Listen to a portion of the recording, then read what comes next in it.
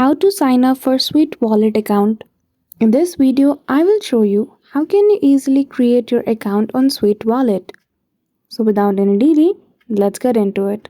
For that, firstly open the application on your device, and in the first page you will see whether to log in or sign up. So click on the sign up option and then you will see the option of opt in to Sweat. Click on it and provide your email. Once you provide your email, click on the option of send the code and you will receive an email on your Gmail account about the code. Once you see the code, you simply need to enter it and then click on continue.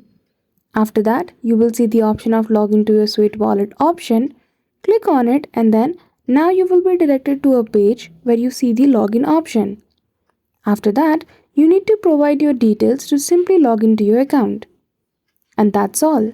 That is how easily you can get started with Sweet Wallet on your device. So I hope you found this video helpful. If you did, don't forget to give it a thumbs up and subscribe to our channel for such tutorial.